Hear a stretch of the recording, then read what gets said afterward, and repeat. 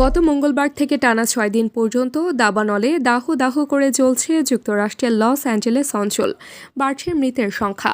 সূত্রের খবর, এখনও পর্যন্ত ২৪ জনের প্রাণহানি হয়েছে। এই সংখ্যা আরও বাড়তে পারে বলে আশঙ্কা প্রকাশ করেছেন ক্যালিফোর্নিয়ার গভর্নর গ্যাভিন নিউসম।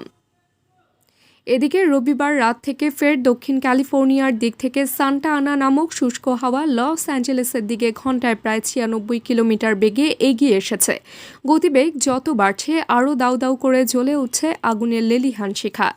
দাপুটে হাওয়ার বেগে ক্ষণিকের বিরতি নিতে বাধ্য হয়েছেন দমকল কর্মীরাও, কারণ বাতাসের সঙ্গে যুদ্ধ করে আগুন নিয়ন্ত্রণে আনা সম্ভব নয়।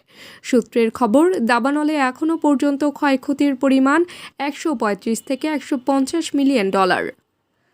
আগুনের লেলিহান শিখা থেকে স্থানীয়দের সাহায্যের জন্য কানাডা, মেক্সিকোর মতো পার্শ্ববর্তী দেশ থেকে দমকল বাহিনীকে আনা হচ্ছে বলে খবর পাওয়া গেছে। লস অ্যাঞ্জেলেস কাউন্টির মেডিকেল বিভাগ নিশ্চিত করেছে, এখনও পর্যন্ত ২৪ জনের প্রাণ কেড়েছে দাবানল। নিখোঁজ রয়েছেন ১৬ জন।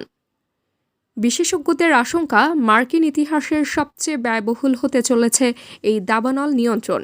ইতিমধ্যে বহু ক্ষয়ক্ষতি হয়েছে, তা কয়েকশো কোটি ছাড়াতে পারে বলে আশঙ্কা। ডেস্ক নিউজ, নীলকণ্ঠ।